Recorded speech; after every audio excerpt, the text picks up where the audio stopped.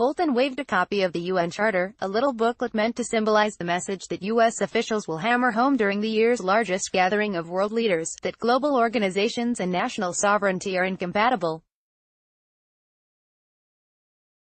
Everybody got a copy, he asked reporters Monday, before outlining his vision that infringements on our sovereignty are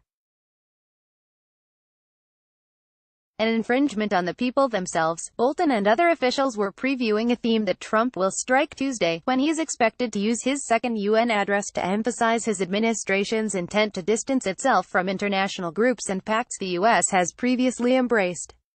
Even if Trump and his team of senior officials weren't explicitly driving home that message, the growing distance between the U.S. and its traditional allies, particularly in Europe, will be on clear display throughout the week-long event known as the Super Bowl of Diplomacy.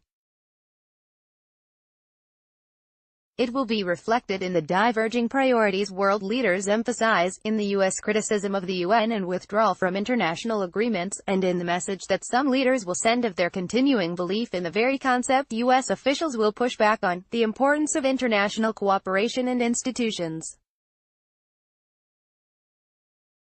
At a time when multilateralism has needed the most, the UN and the UN system have come under increased pressure, one European Union official told CNN.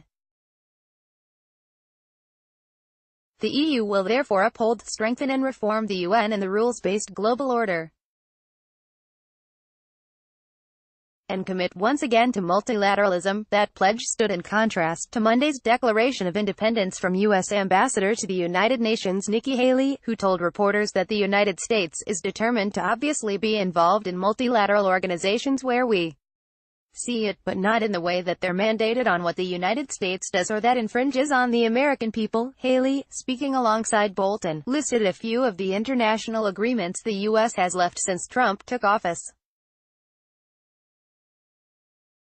It's been an interesting time knowing that, since the Secretary General's meeting last year, we have pulled out of the Paris Accord, she said, referring to the International Compact on Climate Change.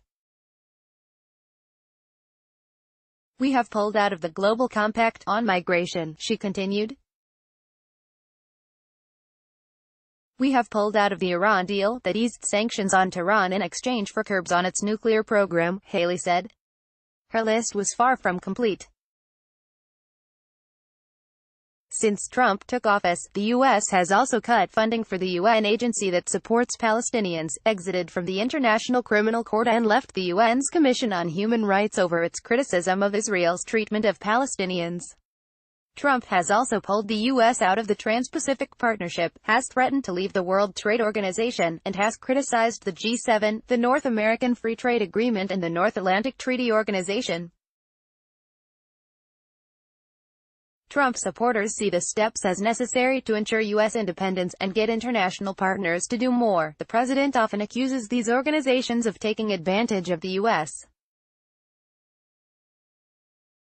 Trump's critics say this approach undermines U.S. leadership on the global stage, arguing that the president doesn't understand soft power, or that it is a gift to China and Russia, who prefer a model of great power politics that isn't constrained by international organizations or rules. Secretary of State Mike Pompeo said Monday the U.S. isn't retreating from global leadership, but reaffirming it.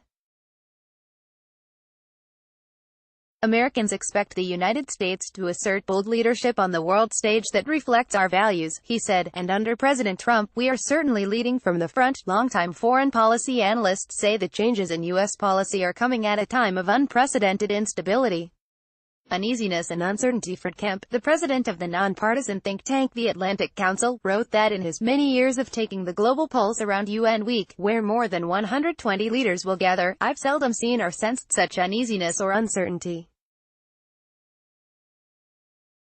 I've never known a time when the potential sources of volatility have been so widespread geographically. He points to trade tensions, geopolitical risk in the form of Mideast conflict, the growth of populism in Europe, excessive debt, Russian attempts to disrupt U.S. leadership and Chinese moves to challenge it. As the U.S. reduces its engagement in international institutions, other allies made clear going into this year's General Assembly that they will be stressing the crucial importance of those organizations. A United Kingdom official said that a thread running through all their General Assembly work will be the importance of our systems of global cooperation in addressing the challenges we face. U.S. officials say the relationship with Europe isn't broken, but the new distance is also visible in the priorities being emphasized on either side of the Atlantic. The U.S. will focus on weapons of mass destruction and non-proliferation, with a strong emphasis on Iran and the need to contain and constrain the Islamic Republic. Other items on the U.S. agenda include North Korea, humanitarian crises, the global challenge of drugs and international efforts to defeat terrorist groups, including the Islamic State, and UN reform. While there is overlap, particularly on the issue of chemical weapons and North Korea, Washington's European allies are raising issues that don't seem to register much on the U.S. priority list this year, chief among them climate change. Other world leaders will attend the One Planet Summit organized by Michael Bloomberg on the sidelines of the UN to discuss ways to counter climate change. The Canadian and British Prime Ministers and French President will open a girls' education event, part of an effort to improve the economic, social and political conditions in developing countries. British Prime Minister Theresa May and her team will draw attention to job creation in Africa, human rights and the large-scale humanitarian tragedy spiraling out of the war in Yemen, where a Saudi Arabian-led coalition is using U.S. weapons to fight an Iran-affiliated rebel group. And the EU has emphasized as critically important, a trio of initiatives that the Trump administration abhors or has abandoned: the Paris Climate Agreement, the Iran nuclear deal and the Global Compacts for Refugees and Migrants, political declaration that is directed at improving the way in which the international community responds to large movements of refugees and migrants, as well as to protracted refugee situations. The EU official said, is a champion of multilateralism. Correction, this story has been updated to reflect that the booklet that National Security Advisor Bolton waved before reporters was a copy of the UN Charter.